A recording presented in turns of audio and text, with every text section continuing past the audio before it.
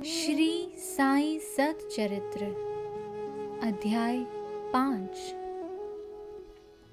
चांद पाटिल की बारात के साथ श्री साईं बाबा का पुनः आगमन, अभिनंदन तथा श्री साईं शब्द से संबोधन, अन्य संतों से भेंट, वेशभूषा व नित्य कार्यक्रम, पादुकाओं की कथा, मुहिद्दीन के साथ कुश्ती, मुहिद्दीन की जीवन परिवर्तन, जल का तेल में रूपांतर, मिथ्या गुरु जौहर अली।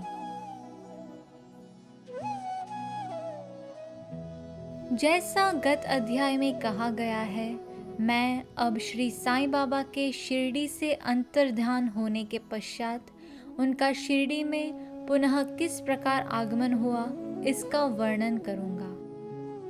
चांद पाटिल की बारात के साथ पुनः आगमन। जिला औरंगाबाद, निजाम स्टेट के धूप गांव में चांद पाटिल नामक एक धनवान मुस्लिम रहते थे। जब वे औरंगाबाद को जा रहे थे तो मार्ग में उनकी घोड़ी खो गई। 2 मास तक उन्होंने उसकी खोज में घोर परिश्रम किया, परंतु उसका कहीं पता न चल सका। अंत में वे निराश होकर उसकी जीन को पीठ पर लटकाए औरंगाबाद को लौट रहे थे।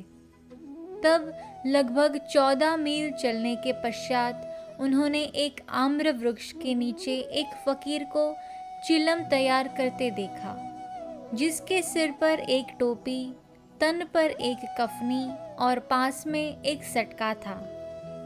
फकीर के बुलाने पर चांद पाटिल उनके पास पहुंचे। जीन देखते ही फकीर ने पूछा, यह जीन कैसी? चांद पाटिल ने निराशा के स्वर में कहा, क्या कहूँ, मेरी एक घोड़ी थी, वह खो गई है और यह उसी की जीन है। फकीर बोले, थोड़ा नाले की ओर भी तो ढूंढो।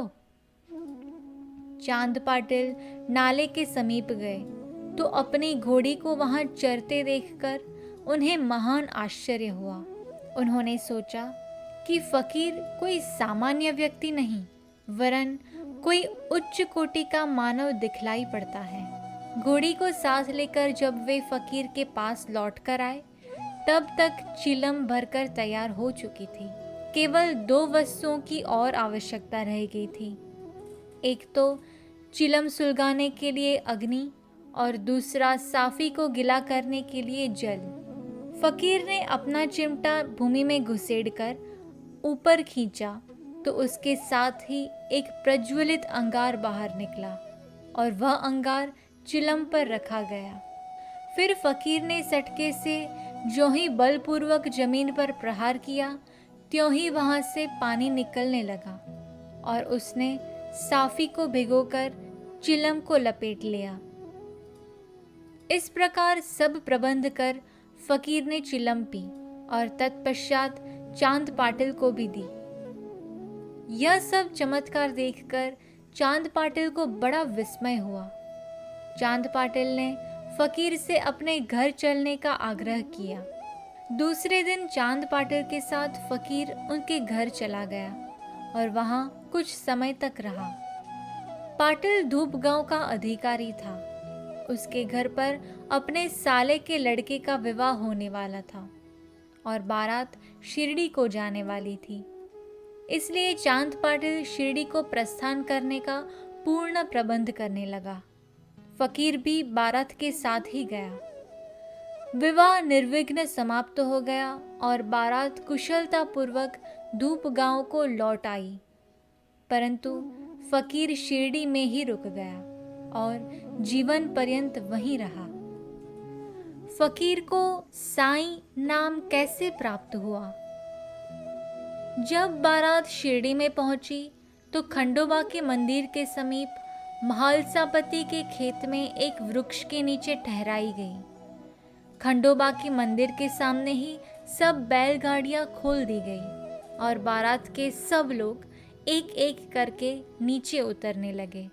तरुण फकीर को उतरते देख महालसापति ने आओ साईं कहकर उनका अभिनंदन किया तथा अन्य उपस्थित लोगों ने भी साईं शब्द से ही संबोधन कर उनका आदर किया।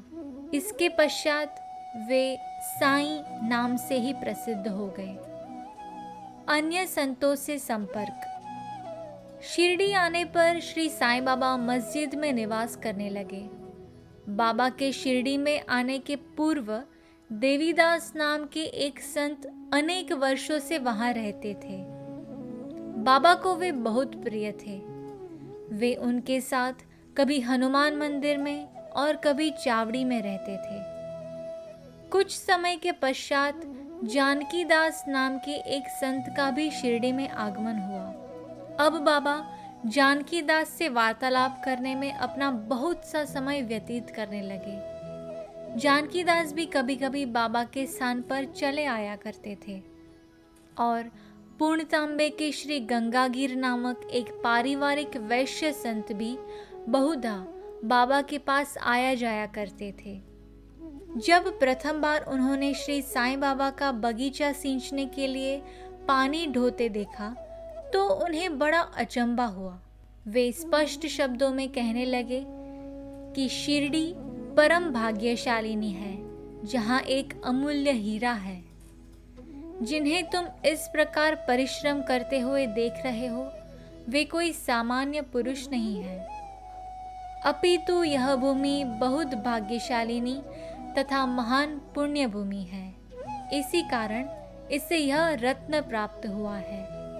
इस प्रकार श्री अक्कलकोट महाराज के एक प्रसिद्ध शिष्य संत आनंदनाथ येवला मठ, जो कुछ शिरडी निवासियों के साथ शिरडी पधारे, उन्होंने भी स्पष्ट कहा कि यद्यपि बाह्य दृष्टि से ये साधारण व्यक्ति जैसे प्रतीत होते हैं, परंतु ये सचमुच असाधारण व्यक्ति है। इसका तुम लोगों को भविष्य में अनुभव होगा। ऐसा कहकर वे येवला को लौट गए। यह उस समय की बात है जब शिरडी बहुत ही साधारण सा गांव था और साईं बाबा छोटी उम्र के थे। बाबा का रहन सहन व नित्य कार्यक्रम। तरुण अवस्था में श्री बाबा ने अपने केश कभी भी नहीं कटाए और वे सदैव एक पहलवान की तरह रहते थे। जब वे राहता जाते, जो कि शिरडी से 3 मील दूर है, तो वहां से वे गेंदा, जाई और जूही के पौधे मोल ले आया करते थे। वे उन्हें स्वच्छ करके उत्तम भूमि देखकर लगा देते और स्वयं सींचते थे। वामन तात्या नाम के एक भक्त इन्हें नित्य प्रति 2 मिट्टी के घड़े दिया करते थे। इन घड़ों द्वारा बाबा स्वयं ही पौधों में पानी डाला करते थे। जैसे ही घड़े वहां रखते, वैसे ही वे फूट जाया करते थे, क्योंकि वे बिना तपाए और कच्ची मिट्टी के बने रहते थे। दूसरे दिन तात्या उन्हें फिर 2 नए घड़े दिया करते थे। यह क्रम 3 वर्षों तक चला और श्री साईं बाबा के कठोर परिश्रम तथा प्रयत्न से वहां फूलों की एक सुंदर फूलवारी बन गई। आजकल इसी स्थान पर बाबा के समाधि मंदिर की भव्य इमारत शोभायमान है, जहां सहस्त्रों भक्त आते जाते रहते हैं। नीम वृक्ष के नीचे पादुकाओं की कथा। श्री अक्कलकोट महाराज के एक भक्त, जिनका नाम भाई कृष्णा जी अलीबागकर था, उनके चित्र का नित्य प्रति पूजन किया करते थे। एक समय उन्होंने अक्कलकोट शोलापुर जिला जाकर महाराज की पादुकाओं का दर्शन एवं पूजन करने का निश्चय किया, परंतु प्रस्थान करने के पूर्व अक्कलकोट महाराज ने स्वप्न में दर्शन देकर उनसे कहा कि आजकल शिरडी ही मेरा विश्राम स्थल है और तुम वहीं जाकर मेरा पूजन करो। इसलिए भाई ने अपने कार्यक्रम में परिवर्तन कर शिरडी आकर श्री साईं बाबा की पूजा की। वे आनंद पूर्वक शिरडी में 6 मास तक रहे और इस स्वप्न की स्मृति स्वरूप उन्होंने पादुकाएं बनवाई। शक संवत 1834 में श्रावण में शुभ दिन देखकर नीम वृक्ष के नीचे वे पादुकाएं स्थापित कर दी। दादा केरकर तथा उपासनी महाराज ने यथाविधि स्थापना उत्सव संपन्न किया। एक दीक्षित ब्राह्मण पूजन के लिए नियुक्त कर दिया गया और प्रबंध का कार्य एक भक्त सगुण मेरु नायक को सौंपा गया। कथा का पूर्ण विवरण। ठाणे के सेवानिवृत्त मामलतदार श्री बी.वी. देव, जो श्री साईं बाबा के एक परम भक्त थे, उन्होंने सगुण मेरु नायक और गोविंद कमलाकर दीक्षित से इस विषय में पूछताछ की। पादुकाओं का पूर्ण विवरण श्री साईं लीला भाग 11 संख्या 1 पृष्ठ 25 में प्रकाशित हुआ है, जो निम्नलिखित है। शक 1834 सन 1912 में बंबई के एक भक्त डॉक्टर रामराव कोठारे बाबा के दर्शनार्थ शिरडी आए। उनका कंपाउंडर और उनके एक मित्र भाई कृष्णा जी अलीबागकर भी उनके साथ में थे। कंपाउंडर और भाई के सगुण मेरु नायक तथा जी के दीक्षित से घनिष्ठ दोस्ती हो गई। अन्य विषयों पर चर्चा करते समय इन लोगों को विचार आया कि श्री साईं बाबा के शिरडी में प्रथम आगमन तथा पवित्र नीम वृक्ष के नीचे निवास करने की ऐतिहासिक स्मृति के उपलक्ष्य में क्यों न पादुकाएं स्थापित की जाए।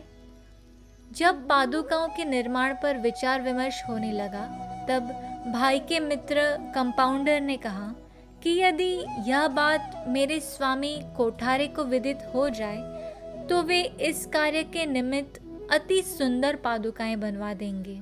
उन्होंने शिरडी आकर पादुकाओं की रूपरेखा बनाई तथा इस विषय में उपासनी महाराज से भी खंडोबा के मंदिर में भेंट की।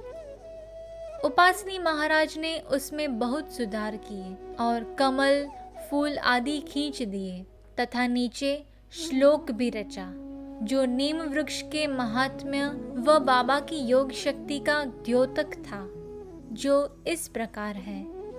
सदा निम्ब वृक्षस्य मूलाधिवासात् सुधा स्राविणम तिक्तमप्य प्रियम तम तरु कल्प वृक्षाधिकम साध्ययंतम नमामीश्वरम सद्गुरुम साईनाथम। अर्थात मैं भगवान साईनाथ को नमन करता हूँ, जिसका सानिध्य पाकर नीम वृक्ष कटु तथा अप्रिय होते हुए भी अमृत वर्षा करता था। इस वृक्ष का रस अमृत कहलाता है। इसमें अनेक व्याधियों से मुक्ति देने के गुण होने के कारण इसे कल्प वृक्ष से भी श्रेष्ठ कहा गया है। उपासनी महाराज का विचार सर्वमान्य हुआ और कार्य रूप में भी परिणत हुआ। पादुकाएं बंबई में तैयार कराई गई और कंपाउंडर के हाथों शिरडी भेज दी गई। बाबा की आज्ञानुसार इसकी स्थापना श्रावण की पूर्णिमा के दिन की गई। इस दिन प्रातःकाल 11 बजे जी के दीक्षित उन्हें अपने मस्तक पर धारण कर खंडोबा के मंदिर से समारोह और धूमधाम के साथ द्वारका माई में लाए। बाबा ने पादुकाएं स्पर्श कर कहा कि ये भगवान के श्री चरण हैं, इनकी निम वृक्ष के नीचे स्थापना कर दो। इसके एक दिन पूर्व ही बंबई के एक पारसी भक्त पास्ता शेठ ने 25 रुपयों का मनी ऑर्डर भेजा। बाबा ने ये रुपये पादुकाओं की स्थापना के निमित्त दे दिए। स्थापना में कुल 100 रुपये व्यय हुए, जिनमें 75 रुपये चंदे द्वारा एकत्रित हुए। प्रथम 5 वर्षों तक डॉक्टर कोठारे दीपक के निमित्त 2 रुपये मासिक बेचते रहे। उन्होंने पादुकाओं के चारों ओर लगाने के लिए लोहे की छड़ी भी भेजी। स्टेशन से छड़े ढोने और छप्पर बनाने का खर्च 7 रुपये 8 आने सगुण मेरु नायक ने दिए। आजकल जाखड़ी नाना पुजारी पूजन करते हैं और सगुण मेरु नायक नैवेद्य अर्पण करते तथा संध्या को दीपक जलाते हैं। भाई कृष्णा जी पहले अक्कलकोट महाराज के शिष्य थे। अक्कलकोट जाते हुए वे शक 1834 में पादुका स्थापन के शुभ अवसर पर शिरडी आए और दर्शन करने के पश्चात जब उन्होंने बाबा से अक्कलकोट प्रस्थान करने की आज्ञा मांगी, तब बाबा कहने लगे, अरे अक्कलकोट में क्या है, तुम वहां व्यर्थ क्यों जाते हो, वहां के महाराज तो यही हैं। यह सुनकर भाई ने अक्कलकोट जाने का विचार त्याग दिया। पादुकाएं स्थापित होने के पश्चात वे बहुधा शिरडी आया करते थे। श्री बीवी देव ने अंत में ऐसा लिखा है कि इन सब बातों का विवरण हेमाड़ पंत को विदित नहीं था, अन्यथा वे श्री साईं सच्चरित्र में लिखना कभी नहीं भूलते। मोहिद्दीन तंबोली के साथ कुश्ती और जीवन परिवर्तन। शिरडी में एक पहलवान था जिसका नाम मोहिद्दीन तंबोली था। बाबा का उससे किसी विषय पर मतभेद हो गया। फलस्वरूप दोनों में कुश्ती हुई और बाबा हार गए। इसके पश्चात बाबा ने अपनी पोशाक और रहन सहन में परिवर्तन कर दिया। वे कफनी पहनते, लंगोट बांधते और एक कपड़े से सिर ढकते थे। वे आसन तथा शयन के लिए एक टाट का टुकड़ा काम में लाते थे। इस प्रकार फटे पुराने चिथड़े पहनकर वे बहुत संतुष्ट प्रतीत होते थे। वे सदैव यही कहा करते थे, गरीब भी अव्वल बादशाही, अमीरी से लाख सवाई, गरीबों का अल्लाह भाई। गंगागीर को भी कुश्ती से बड़ा अनुराग था। एक समय जब वह कुश्ती लड़ रहा था, तब इसी प्रकार उसको भी त्याग की भावना जागृत हो गई। इसी उपयुक्त अवसर पर उसे देववाणी सुनाई दी, भगवान के साथ खेल में अपना शरीर लगा देना चाहिए। इसी कारण वह संसार छोड़ आत्म अनुभूति की ओर झुक गया।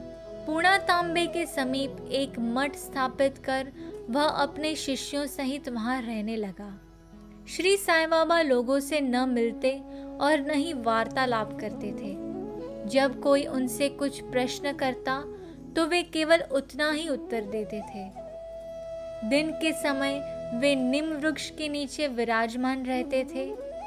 कभी कभी वे गांव की मेड़ पर नाले के किनारे एक बबूल वृक्ष की छाया में भी बैठे रहते थे और संध्या को अपनी इच्छानुसार कहीं भी वायु सेवन को निकल जाया करते थे। नीम गांव में वे बहुधा बाला साहेब डेंगले के घर जाया करते थे। बाबा श्री बाला साहेब को बहुत प्यार करते थे। उनके छोटे भाई, जिसका नाम नाना साहेब था, के द्वितीय विवाह करने पर भी उनको कोई संतान न थी। बाला साहेब ने नाना साहेब को श्री साईं बाबा के दर्शनार्थ शिरडी भेजा। कुछ समय पश्चात उनकी श्री कृपा से नाना साहेब के यहाँ एक पुत्र रत्न हुआ। इसी समय से बाबा के दर्शनार्थ लोगों का अधिक संख्या में आना प्रारंभ हो गया तथा उनकी कीर्ति भी दूर दूर तक फैलने लगी। अहमदनगर में भी उनकी अधिक प्रसिद्धि हो गई। तभी से नाना साहेब चांदोरकर, केशव चिदंबर तथा अन्य कई भक्तों का शिरडी में आगमन होने लगा। बाबा दिन भर अपने भक्तों से घिरे रहते और रात्रि में जीर्ण शीर्ण मस्जिद में शयन करते थे। इस समय बाबा के पास कुल सामग्री चिलम, तंबाकू, एक टमरेल, एक लंबी कफनी, सिर के चारों ओर लपेटने का कपड़ा और एक सटका था, जिससे वे सदा अपने पास रखते थे। वे सदा इस प्रकार बांधते थे कि उसका एक छोर बाएं तक वे इन्हें स्वच्छ नहीं करते थे। पैर में कोई जूता या चप्पल भी नहीं पहनते थे।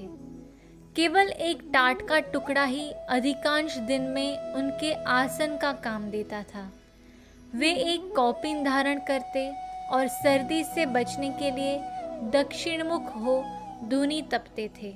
वे दूनी में लकड़ी के टुकड़े डाला करते थे तथा अपना अहम, इच्छाओं और समस्त विषय आसक्तियों की उसमें आहुति दिया करते थे। वे अल्लाह मालिक का सदा उच्चारण किया करते थे। जिस मस्जिद में वे पधारे थे उसमें केवल 2 कमरों के बराबर लंबी जगह थी और यहीं सब भक्त उनके दर्शन करते थे। 1912 के पश्चात कुछ परिवर्तन हुआ।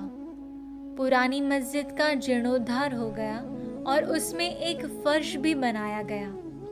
मस्जिद में निवास करने के पूर्व बाबा दीर्घकाल तक तकिया में रहे। वे पैरों में घुंघरू बांधकर प्रेम विवल होकर सुंदर नृत्य व गायन भी करते थे। जल का तेल में परिवर्तन। बाबा को प्रकाश से बड़ा अनुराग था। वे संध्या समय दुकानदारों से भिक्षा में तेल मांग लेते थे तथा दीपमालाओं से मस्जिद को सजाकर रात्रि भर दीपक जलाया करते थे। यह क्रम कुछ दिनों तक ठीक इसी प्रकार चलता रहा। अब बनिए तंग आ गए और उन्होंने संगठित होकर निश्चय किया कि आज कोई उन्हें तेल की भिक्षा न दे। नित्य नियमानुसार जब बाबा तेल मांगने पहुंचे तो प्रत्येक स्थान पर उनका नकारात्मक उत्तर से स्वागत हुआ। किसी से कुछ कहे बिना बाबा मस्जिद को लौट आए और सूखी बत्तियां दियों में डाल दी। बनिए तो बड़े उत्सुक होकर उन पर दृष्टि जमाए हुए थे। बाबा ने टमरेल उठाया जिसमें बिल्कुल थोड़ा सा तेल था। उन्होंने उसमें पानी मिलाया और वह तेल मिश्रित जल वे पी गए। उन्होंने उसे पुनः 3 पाट में उगल दिया और वही तेलिया पानी दियों में डालकर उन्हें जला दिया। उत्सुक बनियों ने जब दीपकों को पूर्ववत रात्रि भर जलते देखा तब उन्हें अपने किए पर बड़ा दुख हुआ और उन्होंने बाबा से क्षमा याचना की। बाबा ने उन्हें क्षमा कर भविष्य में सत्य व्यवहार रखने के लिए सावधान किया। मिथ्या गुरु जौहर अली। उपर्युक्त वर्णित कुश्ती के 5 वर्ष पश्चात जौहर अली नाम के एक फकीर अपने शिष्यों के साथ राहता आए। वे वीरभद्र मंदिर के समीप एक मकान में रहने लगे। फकीर विद्वान था। कुरान की आयतें उसे कंठस्थ थी। उसका कंठ मधुर था। गांव के बहुत से धार्मिक और श्रद्धालु जन उसके पास आने लगे और उसका यथायोग्य आदर होने लगा। लोगों से आर्थिक सहायता प्राप्त कर उसने वीरभद्र मंदिर के पास एक ईदगाह बनाने का निश्चय किया। इस विषय को लेकर कुछ झगड़ा हो गया, जिसके फलस्वरूप जौहर अली राहता छोड़ शिरडी आया और बाबा के साथ मस्जिद में निवास करने लगा। उसने अपनी मधुर वाणी से लोगों का मन जीत लिया। वह बाबा को भी अपना शिष्य बताने लगा। बाबा ने कोई आपत्ति नहीं की और उसका शिष्य होना स्वीकार कर लिया। तब गुरु और शिष्य दोनों पुनः राहता में आकर रहने लगे। गुरु शिष्य की योग्यता से अनभिज्ञ था, परंतु शिष्य गुरु के दोषों से पूर्ण परिचित था। इतने पर भी बाबा ने कभी उसका अनादर नहीं किया और पूर्ण लगन से अपना कर्तव्य निभाते रहे और उसकी अनेक प्रकार से सेवा की। वे दोनों कभी कभी शिरडी भी आया करते थे, परंतु मुख्य निवास राहता में ही था। श्री बाबा के प्रेमी भक्तों को उनका दूर राहता में रहना अच्छा नहीं लगता था, इसलिए वे सब मिलकर बाबा को शिरडी वापस लाने के लिए गए। इन लोगों की ईदगाह के समीप बाबा से भेंट हुई और उन्हें अपने आगमन का हेतु बतलाया। बाबा ने उन लोगों को समझाया कि फकीर के आने के पूर्व ही आप लोग शिरडी लौट जाएं। इस प्रकार वार्तालाप हो ही रहा था कि इतने में फकीर आ पहुंचे। इस प्रकार अपने शिष्य को वहां से ले जाने का कुप्रयत्न करते देखकर वे बहुत क्रोधित हुए। कुछ वाद विवाद के पश्चात स्थिति में परिवर्तन हो गया और अंत में यह निर्णय हुआ कि फकीर व शिष्य दोनों ही शिरडी में निवास करें, और इसलिए वे शिरडी में आकर रहने लगे। कुछ दिनों के बाद देवीदास ने गुरु की परीक्षा की और उसमें कुछ कमी पाई।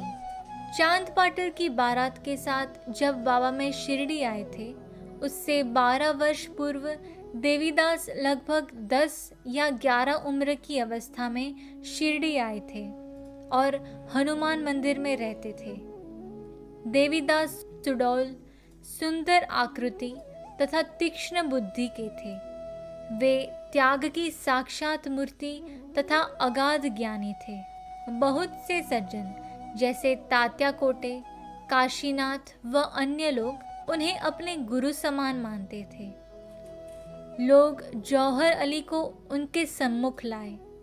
विवाद में जौहर अली बुरी तरह पराजित हुआ और शिरडी छोड़ वैजापुर को भाग गया। वह अनेक वर्षों के पश्चात शिरडी आया और श्री साईं बाबा की चरण वंदना की। उसका यह भ्रम कि वह स्वयं गुरु था और श्री साईं बाबा उनके शिष्य अब दूर हो चुका था। श्री साईं बाबा उसे गुरु समान ही आदर करते थे। उसका स्मरण कर उसे बहुत पश्चाताप हुआ। इस प्रकार श्री साईं बाबा ने अपने प्रत्यक्ष आचरण से आदर्श उपस्थित किया कि अहंकार से किस प्रकार छुटकारा पाकर शिष्य के कर्तव्यों का पालन कर किस तरह आत्मानुभव की ओर अग्रसर होना चाहिए। ऊपर वर्णित कथा महालसापति के कथनानुसार है। अगले अध्याय में रामनवमी का त्योहार, मस्जिद की पूर्व हालत एवं पश्चात उसके जीर्णोद्धार इत्यादि का वर्णन होगा। श्री सद्गुरु साईनाथार्पणमस्तु। शुभम भवतु।